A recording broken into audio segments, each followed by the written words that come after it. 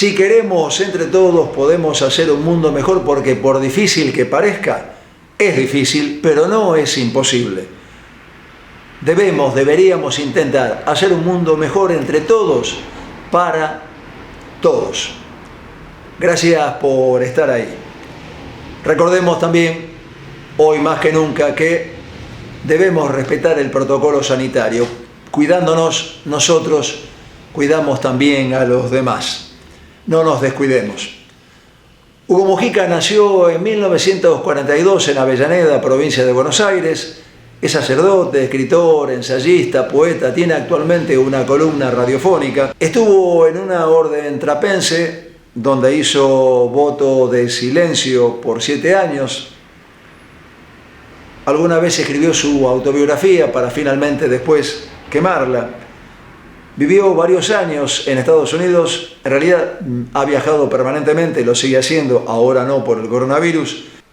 Cuando regresó al país, se ordenó sacerdote, estudió teología y antropología filosófica. Permanentemente dicta seminarios, lo hace viajando, cosa que por el coronavirus actualmente no puede hacer, por lo tanto dicta sus seminarios online. Y también participa activamente de encuentros de poesía. Hace pocos días vimos en El Cuento un par de notas realizadas con Mujica en 2012 y 2013, material de archivo del Cuento de la Buena Pipa en Pintura. Lo entrevisté nuevamente la semana pasada, extensa entrevista, donde Mujica habla de la vida, del ser y del coronavirus. En un momento dice: la omnipotencia en la que veníamos muestra la fragilidad de la existencia, y también comenta que el coronavirus nos enfrentó a la realidad de la muerte. Comencé preguntándole acerca de las 1000 cosas que hemos pasado quienes nacimos en la primera mitad del siglo XX. Esa es la primera pregunta, es la primera de las respuestas de Mujica en esta extensa entrevista que vamos a ver hoy en El Cuento de la Buena Pipa en Pintura, inmediatamente después de los auspiciantes, con el deseo de siempre. De aquel lado, esténse bien. Las siguientes firmas auspician El Cuento de la Buena Pipa en Pintura. Artística New Plenty, distribuidora mayorista para artistas y artesanos. San Cristóbal Seguros, tu compañía. Diego Obligado, Galería de Arte, Güemes 2255. Arblech, acompañando también el arte y la cultura. Delfín, telas de tapicería, cortinería, toldos. Centre Catalá, 118 años con la cultura de Rosario.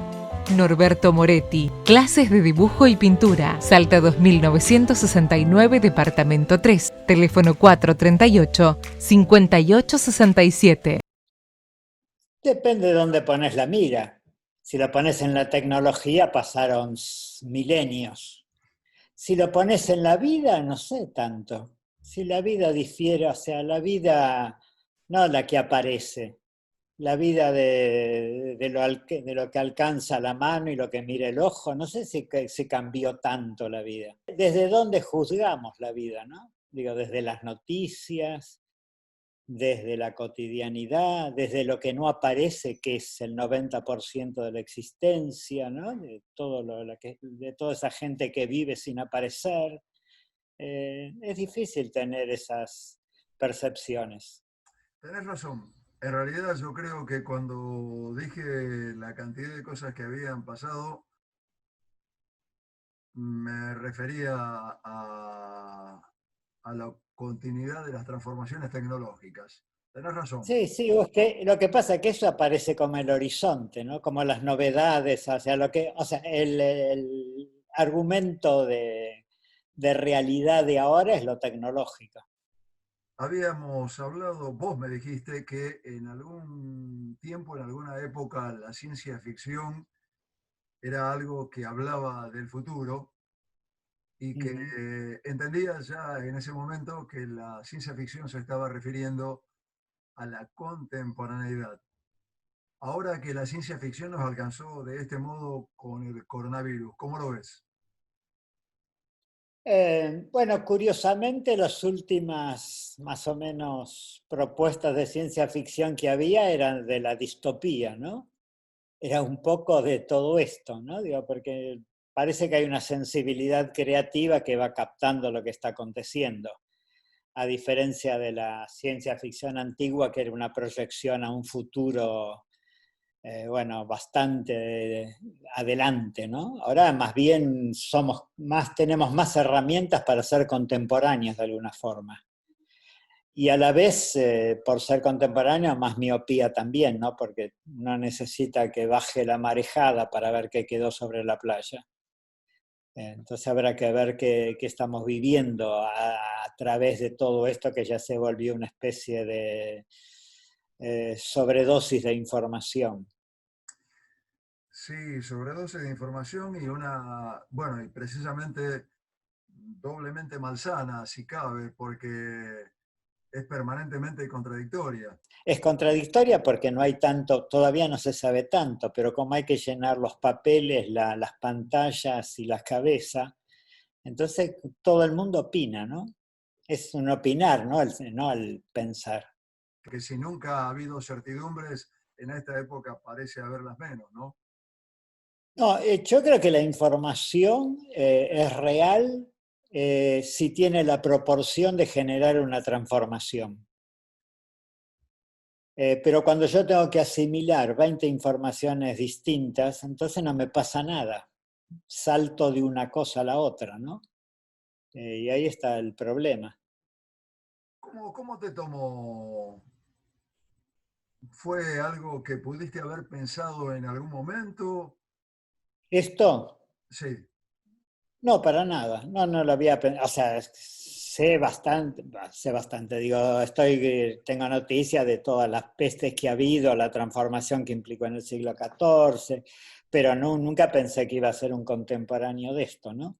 me da la sensación de que aquello que habías comentado respecto de la ciencia ficción, que antes hablaba de un futuro y después terminó siendo prácticamente contemporánea, tengo la sensación, si puedo decirlo de esta manera, de que ese futuro que ya era contemporaneidad nos alcanzó de tal manera que me da la impresión de haber entrado en ese futuro haciéndolo presente ahora, pero al mismo tiempo de que entramos casi en el pasado.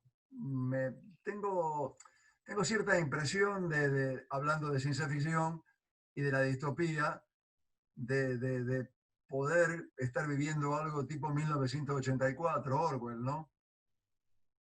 Mm. Sí, yo en todo eso no lo veo, o sea, se dice eso, pero yo creo que más o menos lo que hizo esto fue acelerar la dirección en la que íbamos. O sea, no es que trajo algo tan novedoso. O sea, para usar un ejemplo estúpido, la mascarilla la usaban los japoneses ya hace como 10 años, Sí, porque no pueden respirar su propio aire. La separación entre personas lo empezamos a elegir cuando preferimos el cajero al del mostrador, porque el del mostrador está charlando con el otro y no nos atendía rápido. Y nos molesta si la vendedora de la que cobra en el supermercado se le ocurre hablarnos. Digo, nosotros no somos tan inocentes. Esto de alguna forma plasmó algo que venía, ¿no? Por ahí ahora lo vemos concreto y nos asusta. Pero estábamos eligiendo muchas de estas cosas. podés ver una salida, podés prever, imaginás un futuro, digo, ¿eh? No, yo creo que no, ya no hay esas cosas, una salida. Debe haber 20.000 salidas Uh -huh. y 20.000 entradas. Digo, se terminó eso de que hay una historia para todos, etcétera. O sea, en la calle se ve gente que obviamente ha sido conmovida por esto y se ve los que ya usan el barbijo con la marca Adidas y el otro que lo usa otro. Digo, viste, se volvió también ahora. O sea, el mercado también se apropió de esto, que es lo dominante, ¿no? Y bueno, y habrá gente que no, que haga otras opciones, pero ya no hay una salida. Sí, Yo si me dirías que encuentro esto como posibilidad, si tomáramos conciencia de que nos vamos a morir. ¿Qué es lo que nos viene? De lo que está pasando es que nos estamos muriendo, digo, se trata de eso, ¿no? Le podemos poner nombre, que la vacuna, que este, se trata de que de repente la muerte está ahí a la esquina, ¿no? Y me puedo cruzar con otro que es sin saberlo es el que viene a matarme. Digo, de repente la omnipotencia en la que veníamos muestra la fragilidad de la existencia, ¿no?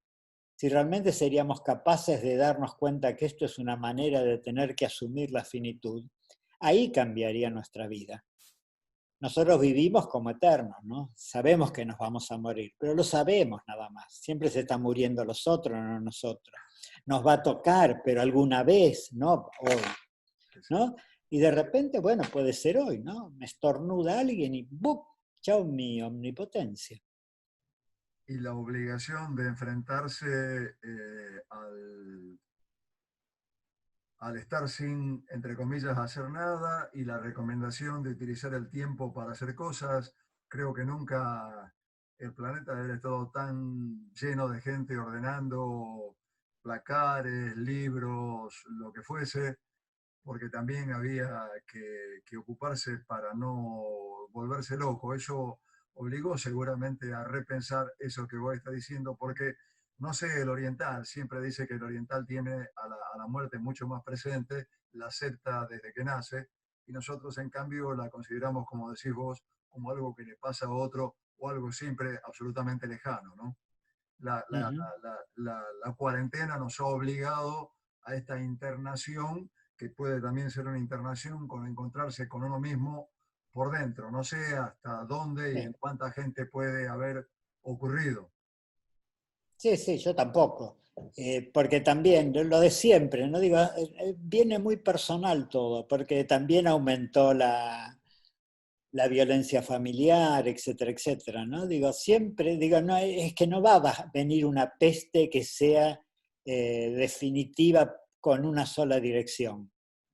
Trae la oportunidad de cada uno cómo enfrenta esto que pareciera, uno lo llamará la muerte, el otro estará preocupado por la vacuna, lo que sea, ¿no? Pero bueno, es una cosa personal que nos toca a cada uno, ¿no?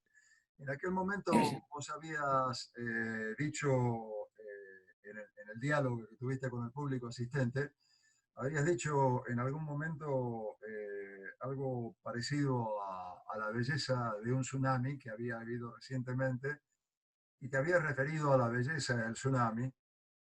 Una persona no lo entendió, te preguntó de qué se trataba, por qué decías que un tsunami que había costado tantas muertes te podía parecer bello, y tu respuesta fue que en realidad no era bello por la muerte ni la destrucción, pero sí en cuanto a que el tiempo que podría haber llevado 2 siglos para que ocurriera una destrucción semejante a nivel humano, el tiempo lo había hecho solamente en 10 o 12 horas. Que eso te parecía bello porque a partir de eso, además, se volvía a recomenzar.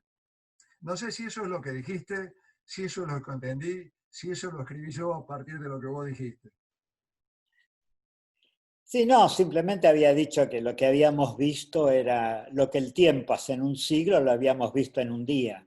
Claro. Pero no era, digo, creo que lo impresionante fue eso, ¿no? No es que si no pasaba eso todo iba a seguir igual. No, el tiempo se iba a encargar de que, que todo desaparezca. Y bueno, abrirá espacio para que acontezca otra cosa. ¿Esto es un tsunami, Hugo? Tiene, no, es un tsunami, no, bueno, sí, no tiene eso que es un tsunami, pero sí, de nuevo, es lo que dije yo, ¿no? Digo, esto es la conciencia de la finitud, lo mismo que hizo el tsunami, que de repente nos mostró que todo va a desaparecer. Esto nos muestra de que todos nos vamos a morir. Y que si nos tomamos eso en la radicalidad que implica, lo que hace la muerte es resucitar la vida, en esta vida. Me hace darme cuenta de que cada instante es la vida entera, ¿no? En vez de estar siempre postergando porque siempre hay tiempo y después cuando me jubile voy a vivir. Digo, yo creo que lo que trae, nosotros, Occidente, siempre ha escondido la muerte, ¿no? Digo, y nosotros lo entendemos como un desperfecto, hasta que salga la vacuna para que no nos muramos. Después del siglo XIV, por la peste negra, nació el Renacimiento. Claro. Después de la Guerra Mundial nació los años locos, donde la gente optó por no pensar, a divertirse, ¿no? O sea, apareció el Charleston. O sea, bebamos y comamos porque nos vamos a morir. Digo, no hay una univocidad de que todos van a escuchar lo mismo. Cada una era una interpretación, ¿no? No, pero yo recuperaría como posibilidad la posibilidad de habernos puesto en una situación de radicalidad, ¿no? De alguna forma en una situación límite, donde las respuestas que ya teníamos para la convivencia se rompieron porque la convivencia se abrió, ¿no? O sea, nosotros ahora estamos hablando. Si se corta, ahí empezamos a pensar en el Zoom.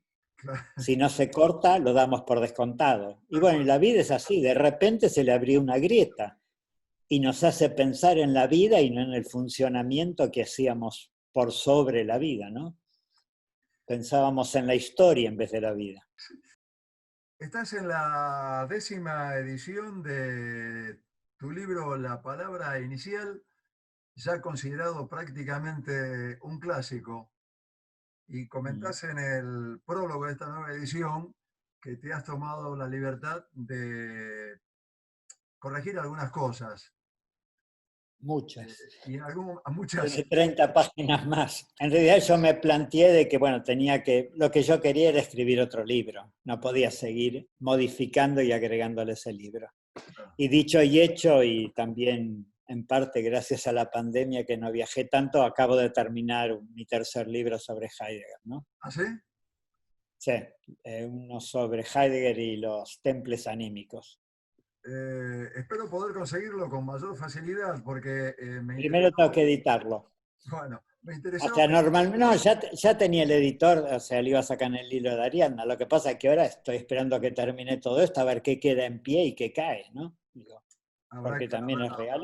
Para mí estamos en tiempos de nada. Claro, como te decía hace un rato, da la impresión de que, valga la perogrullada, la única certidumbre es la falta de certeza. No hay certeza. Si nunca hubo certeza. Sí, yo te digo, el otro día uno lee el diario, ¿no? Entonces el premio Nobel dice la vacuna X es una porquería y sale el premio Nobel 2 y le dice la vacuna X es bárbara y entonces el periodista dice, ¿no? Y en un momento leo a alguien que dice no se sabe y sentí un alivio y por fin hay una certeza, no sabemos, callémonos la boca y miremos, ¿no? Entonces, para mí el no saber me lleva muy bien con el no saber. No cabe ninguna duda, porque precisamente recuerdo la facilidad, la humildad y la sinceridad con la que cada vez que te preguntaba algo, buscando encontrar una respuesta que me tranquilizara, al no tener la respuesta y no poder tranquilizarme, vos con toda tranquilidad comenzabas tu respuesta, que no era tan respuesta, diciendo no sé, y arriesgabas alguna cosa, pero comenzaba diciendo no sé, como no soy vidente, no soy un oráculo, no soy un profeta. Es real. Digo, lo que pasa es que se impuso esto de que todos opinamos de todo, ¿no? Entonces le preguntan a Susana Jiménez sobre, no sé, la termodinámica, y ella contesta encantada, encantadora, ¿no? O se hace la burra y que es su forma de confesar y seducir.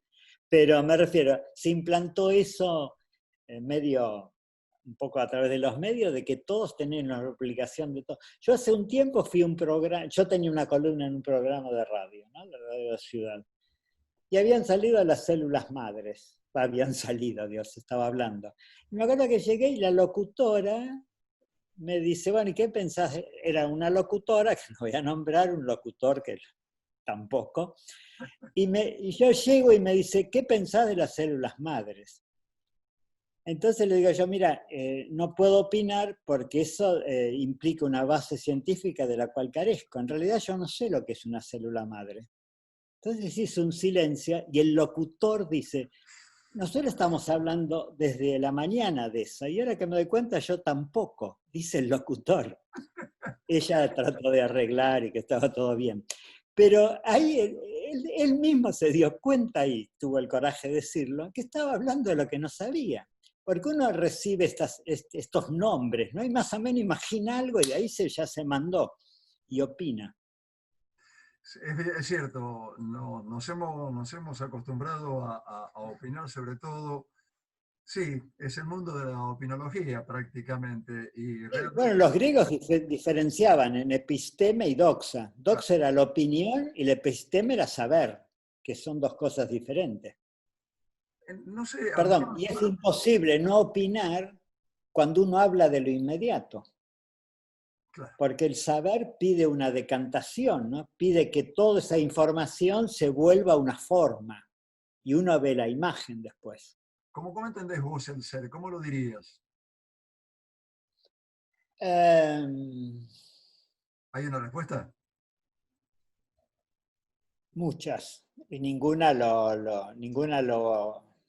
agota.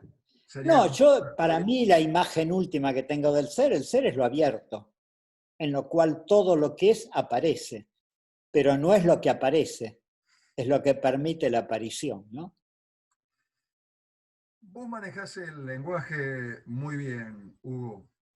Eh, lo respetás, eh, respetás tu propio lenguaje, el lenguaje de otros. ¿Cómo sentís que está utilizado el lenguaje en este momento? Nuestra lengua castellana, por ejemplo. Sí, española te dirían ellos Dale. que están continuando con la guerra civil en otros terrenos. Eh, no, el lenguaje es difícil, el lenguaje está cambiando. Sí, O sea, nosotros ya no vivimos en el humanismo, o sea, no vivimos en la cultura del libro.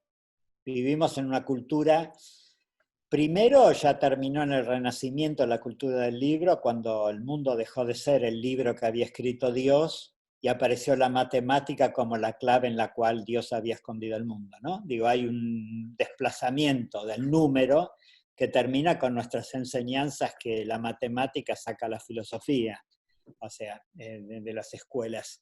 Y bueno, y está paralelo eso, ahora aparece como esta prominencia de la imagen, ¿no? De lo imaginario, de la imagen, etc. Yo lo que creo es que el lenguaje está retrocediendo, pero también está conviviendo, ¿no? Digo, el otro día yo estoy dando unas clases a través de Zoom y un alumno dice, a pesar del Zoom, y yo digo, no, gracias al Zoom. Después va a desaparecer, o sea, vamos a poder tocarnos o ir a las clases, pero ya incorporamos algo, ¿no? Entonces, también el problema es querer aferrarse a un lenguaje, ¿no? Cuando yo era chico, cuando yo estudié Bellas Artes y yo era chico, estudiábamos dibujo, teníamos dibujo, pintura, escultura y como extra grabado. Ahora hay 50 artes, ¿no? De la performance y el happening y el abstracto y la danza teatro. Digo, y no desapareció nada de esos. Yo creo que de todo se puede hacer una riqueza, ¿no? En un momento, durante un año entero del programa, preocupado por la degradación de la manera que usábamos el lenguaje, hice una serie de notas entrevistando a escritores rosarinos, a pensadores rosarinos, a maestros, preguntando precisamente esto, a dónde iba el lenguaje, a dónde iba a llegar la degradación, si no deberíamos volver, etcétera, etcétera, a recuperarlo. Y quería que me dijeran lo que yo quería escuchar, ¿no? Que habría que recuperar el buen uso de la lengua, etcétera. Y todo el mundo me dijo que la lengua es una cosa viva, que si fuera una cosa muerta estaría muerta, que por lo tanto habría que aprender a vivir de esa forma y vos acabás de corroborarlo. Hay que convivir con ello. Sí, hay que convivir, para empezar no hay otra elección, creo. y quedará un área en la cual se cultive el lenguaje, ¿no? Que puede ser la literatura o no, porque también la literatura puede usar otras cosas.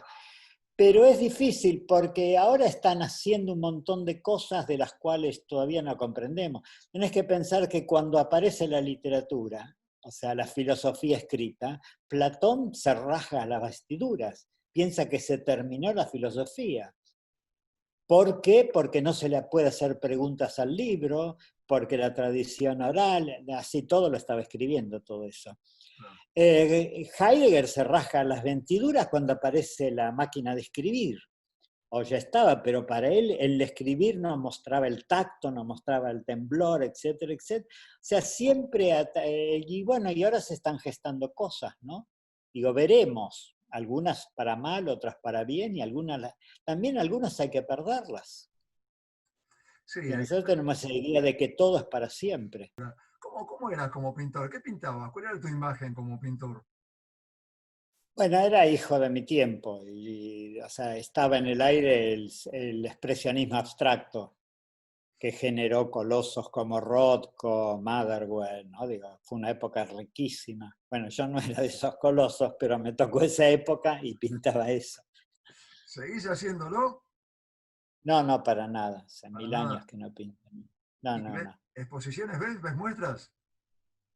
¿Perdón? Sí, ¿Vas a, sí, sí, muchísimo. vas Sí, a ver sí, sí, exposiciones? sí. Y escribo, hago catálogos a veces, sí. A lo mejor me podés ayudar con una frase que me persigue de hace 2 o 3 años, que no es mía, que no sé dónde leí, no sé siquiera si la leí, no sé dónde la escuché, tampoco sé si la escuché o si de alguna forma lo vi escrito en alguna parte, no sé. Llamémoslo una revelación.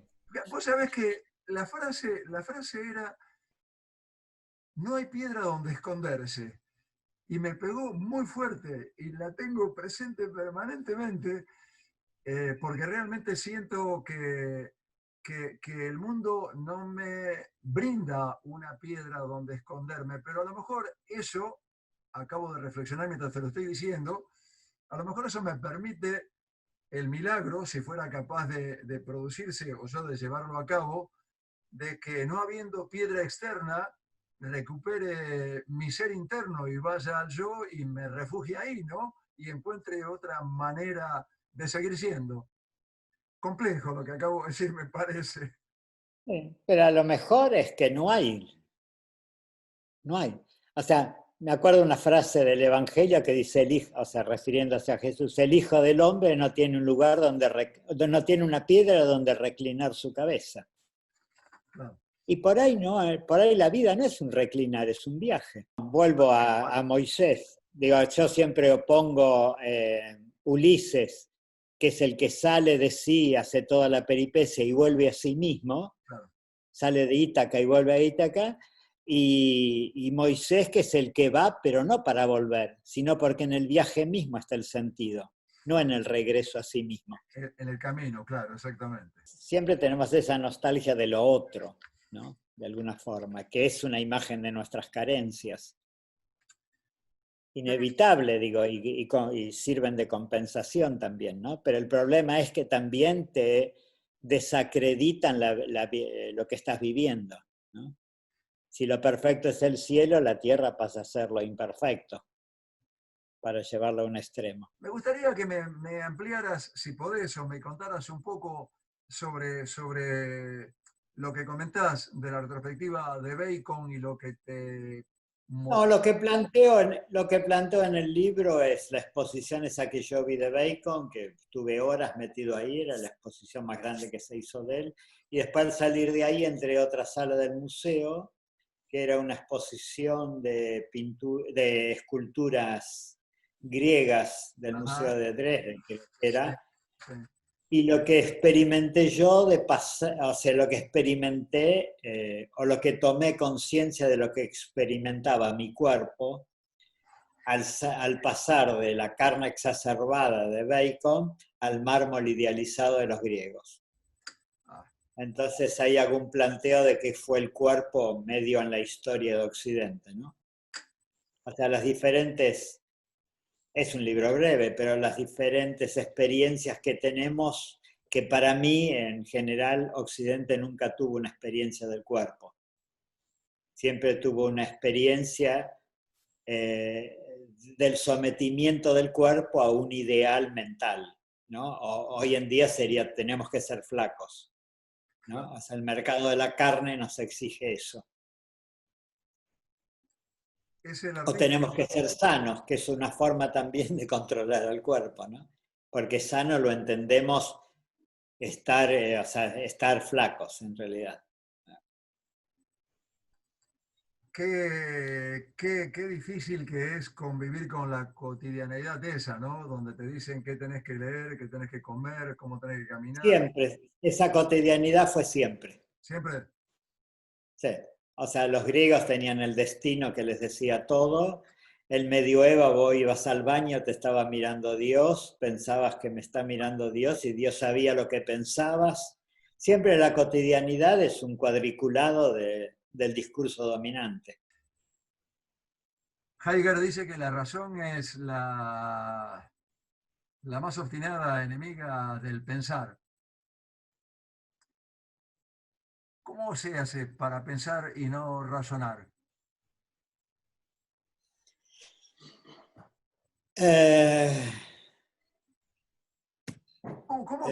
Cuando pensás, ¿cómo pensás? No pienso que pienso. Para empezar, claro. O sea, yo tengo un libro que se llama El saber del no saberse. Claro. Y es cómo pensar sin estar pensándose en uno, ¿no? La posibilidad de la objetividad es. O sea, cómo veo lo otro sin verme a mí en lo otro. Y ahí rompes la reflexión, que es el humanismo, o sea, la vuelta así, ¿no? O sea, como decía, o sea, nosotros pensamos según el principio de identidad que es Ulises. Como pensar, un pensar que no vuelve a sí mismo, sino que se encuentra, un pensar al encuentro con las cosas. No un pensar que trae las cosas para mí, o sea, yo salgo, le saco una foto y me la traigo a mí.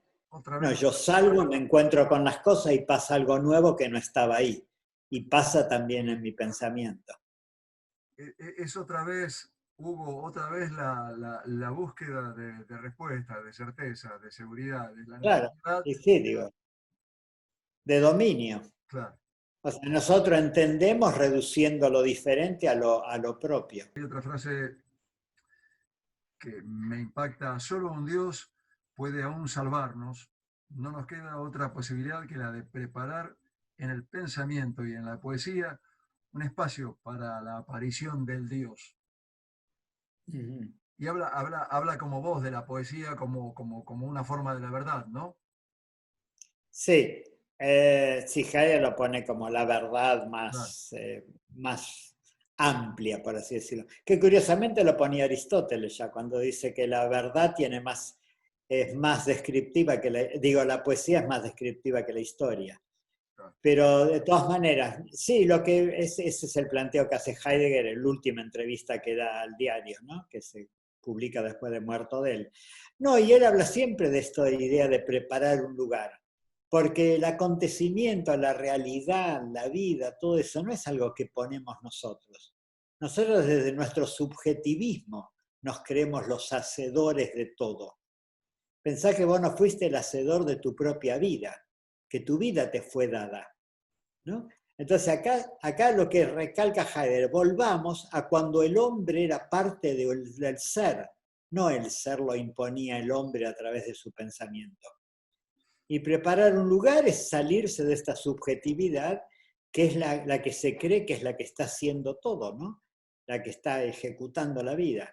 Los judíos tienen una técnica que aparece en el Talmud que se llama el Quolet, que nosotros siempre hacemos chistes sobre eso, ¿no? Que dos rabinos se encuentran y se preguntan mutuamente, ¿cómo estás? Y el otro dice, ¿cómo estás vos? ¿No? Nadie responde. Pero todo el juego es que la respuesta no es del hombre. Lo del hombre es la pregunta. Y mientras están hablando, por ahí habla Dios, ¿no? Pero es esta idea de dejar un espacio para que el acontecimiento acontezca.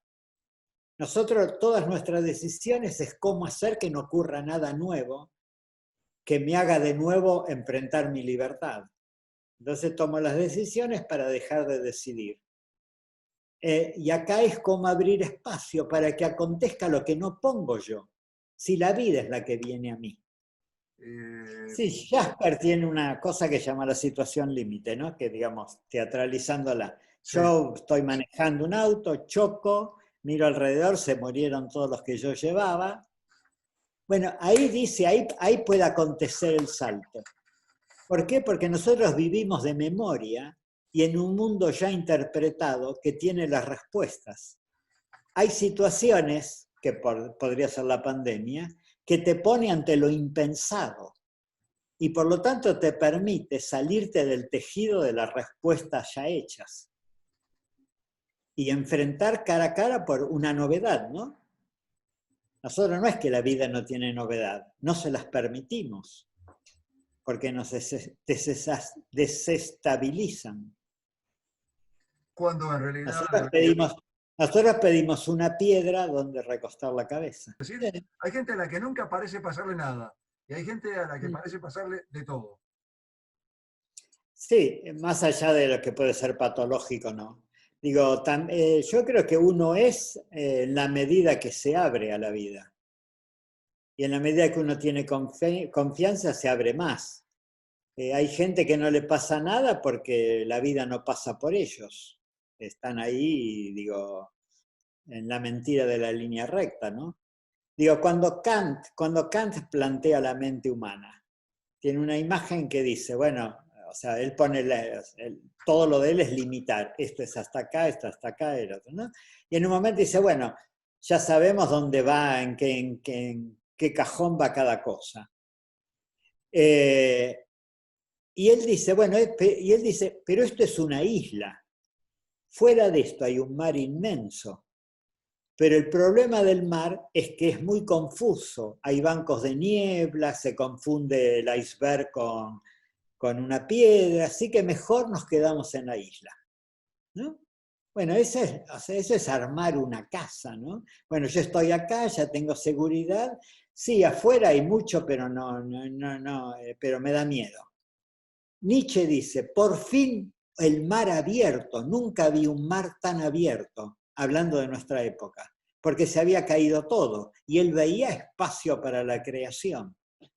Entonces depende también, uno va tomando opciones, ¿no? Si se abre o se retrae. Yo soy escéptico en la crítica. Digo, me parece a mí que el nihilismo de la actualidad es la crítica. O sea, estamos criticando todo como una forma de no transformar nada, ¿no? Entonces me corro de ese lugar que por eso decía, todo el tiempo hubo, oh Dios que te miraba, o el destino. Digo, eso de que pobrecito nosotros que nos toca transitar este momento de la historia, me parece una cobardía de víctima. Totalmente, totalmente. Es un libro para leer y subrayar, por eso prefiero el papel. ¿Qué querés que te diga? Buscaré el libro sobre Bacon en Amazon, pero a mí me gusta subrayar. No, yo también, pero también es real la realidad, valga la redundancia. Por ejemplo, el libro que es ya que estamos haciendo propaganda, el de Bacon, se editó en España y México, acá casi no llegó. También es real que ahora de repente lo podés comprar en Amazon, te lo mandan en el coso y todo el mundo lo puede tener, ¿no? Digo, lo mismo, qué sé yo, Zoom es más limitado, pero yo estoy dando clases en Zoom que me están viendo de España, se traduce al inglés, al francés y al italiano simultáneamente. O sea, también es real que todo esto permite cosas que el libro, o sea, conseguir libros extranjeros en este país ya es muy, muy difícil.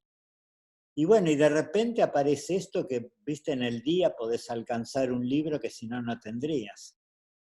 O sea, no hay que caer también en un romanticismo que no, por decirlo brutalmente, que no es práctico. Qué lindo el libro de papel que no tengo. Por supuesto. Bueno, ¿por qué no el libro online que sí tengo?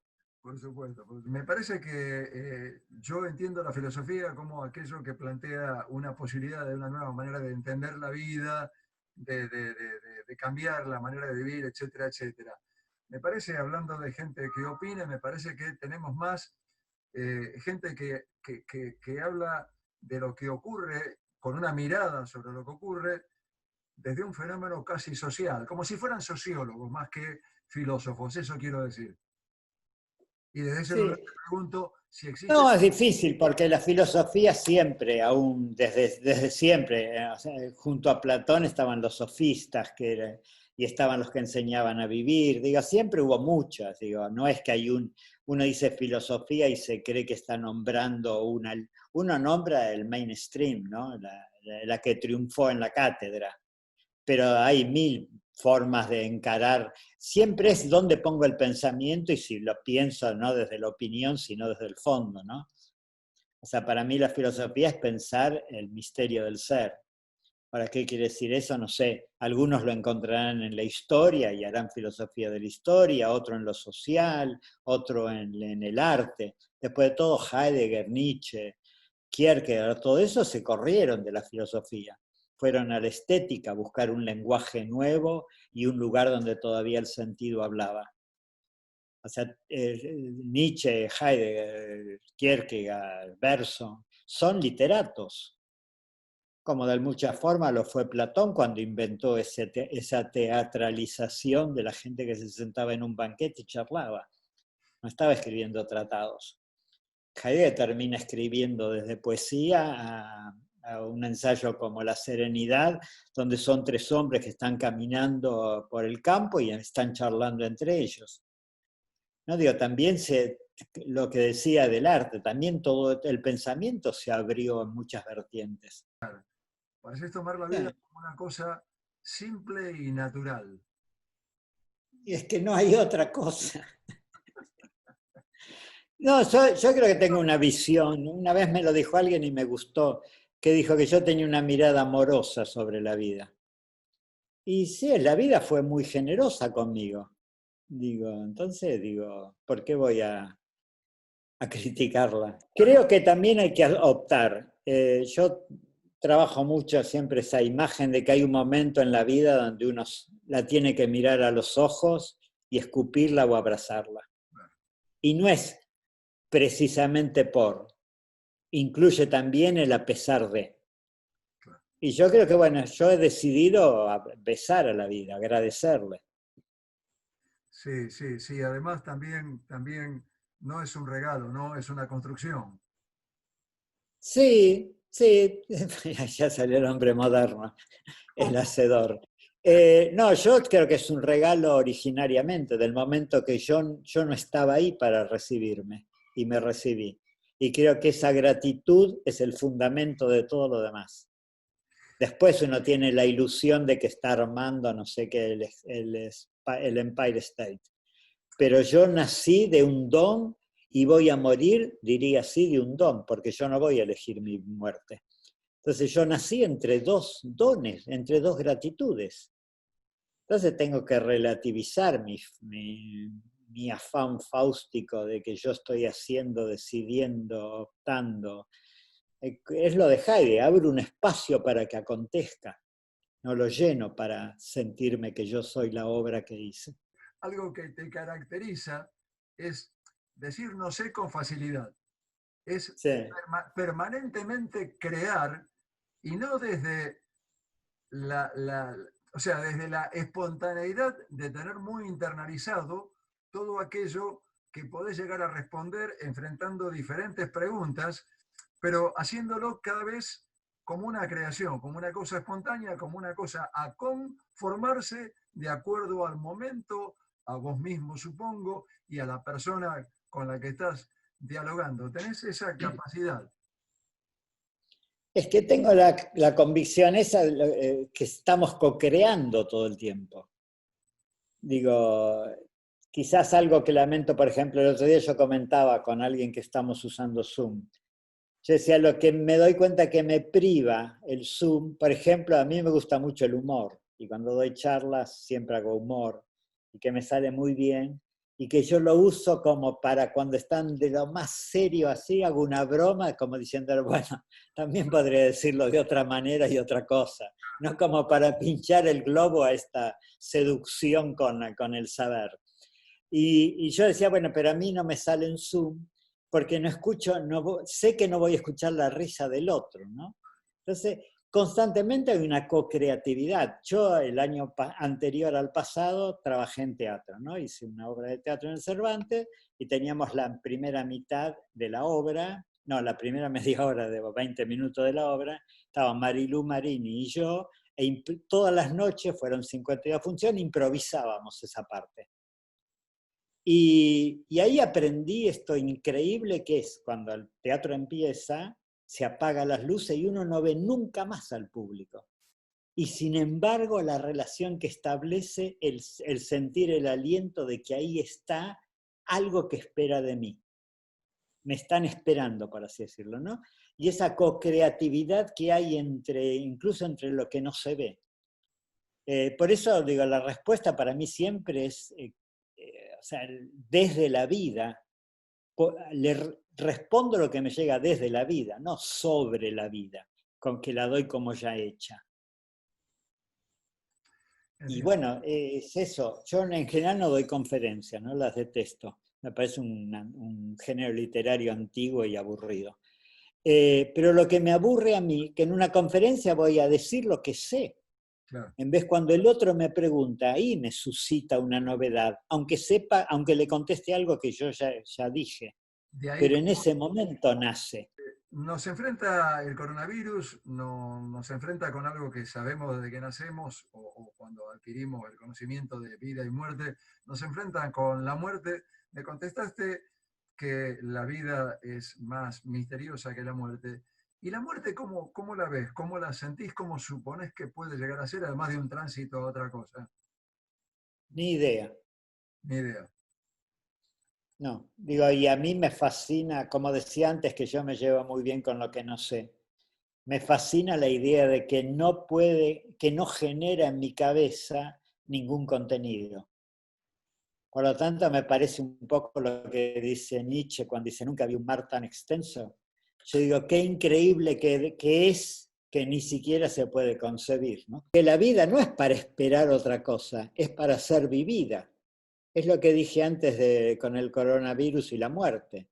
Si tomásemos en serio que la muerte es un final, se vuelve infinita la vida, no un después. Porque cada momento se vuelve irrepetible, único y por lo tanto incomparable y por lo tanto infinito.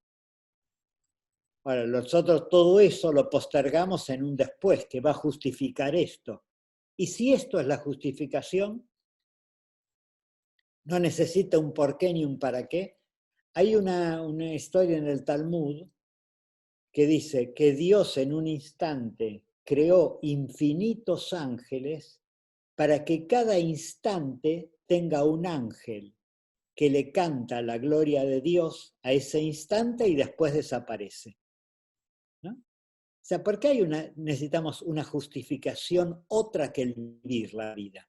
Todo el mito del camino es ese, ¿no? De que hay que sacrificar el ahora para el después. Lo decía desde la Biblia a Marx, que decía que el que llegue, bueno, después va a venir la sociedad esa que vamos a ser todos felices, ¿no? Que es la que prometen todo.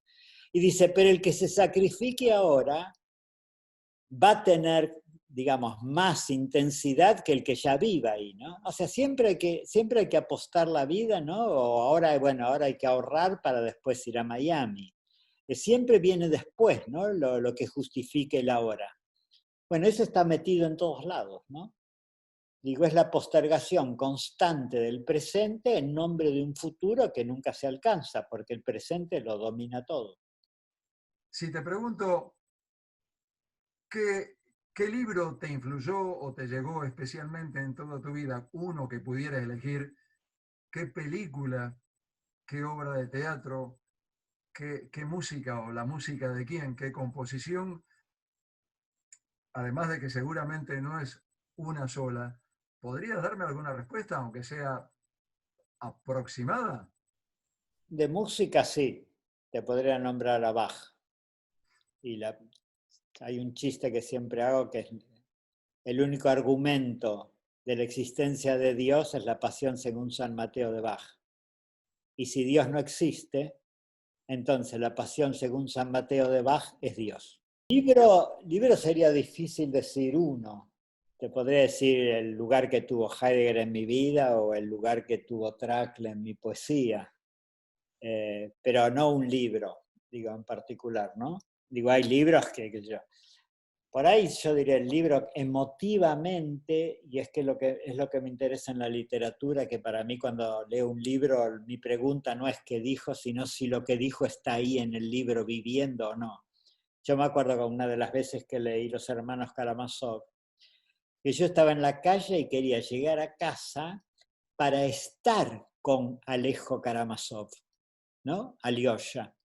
No era para leer, sino para ser parte de esa vida, ¿no? Yo creo que eso es un libro, es lo que quiero de un libro.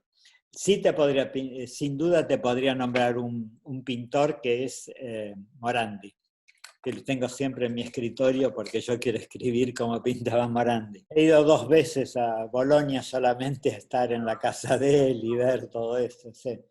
Y ahí sobre mi escritorio, hay todos esos libros que se ven, que son los únicos separados. Ajá. Es todo Morandi eso. Ah, mirá. Sí. ¿Y en cuanto a película? Yo creo que una película que me dio vuelta la cabeza fue, que creo que marca un antes y un después, fue La Zona de Tarkovsky. Cuando yo vi eso me di cuenta que había otro concepto de cine y creo que ahí empieza el cine en el sentido que se libera del argumento, ¿no? O sea, porque siempre se entendió el cine como la ilustración de la literatura, de alguna forma. Y ahí empieza a ganar, ¿no? Y alguien contemporáneo de todo eso que es maravilloso, para mí lo más que hay es Terrence Malick, que curiosamente estudió con Heidegger. Si debieras escribir una breve autobiografía, o si en una frase pudieras condensarte, otra vez una cosa arbitraria, si pudieras escribir una autobiografía breve o en una frase condensarte, ¿qué dirías? Mujica por Mujica. O sea, epígrafe. O sea, la frase en la tumba. Tal cual. Amó la vida. Gracias, Hugo. Ha sido una vez más un placer y cuando te digo gracias de verdad. Te agradezco muchísimo. Vale. Chao. A vos también.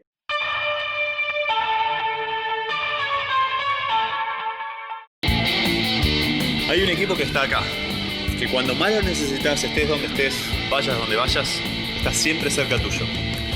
Yo soy de ese equipo. Asegúrate en la segunda, donde lo primero sos vos. Grupo Asegurador La Segunda. Les cuento que habrán disfrutado del pensamiento, de la palabra de Hugo Mujica, de sus opiniones. La última respuesta que nos dio en esta entrevista fue palabras para un epitafio, frase para un epitafio. Amó la vida. Coherentemente es la misma respuesta a una pregunta similar que le había hecho en el año 2013.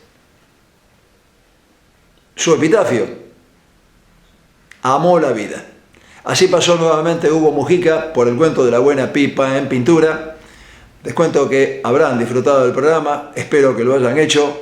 Les agradezco que estén de aquel lado. Recuerden que si queremos entre todos, podemos hacer un mundo mejor. Chao, nos vemos la semana que viene. Las siguientes firmas auspiciaron El cuento de la buena pipa en pintura. Artística New Plenty, distribuidora mayorista para artistas y artesanos.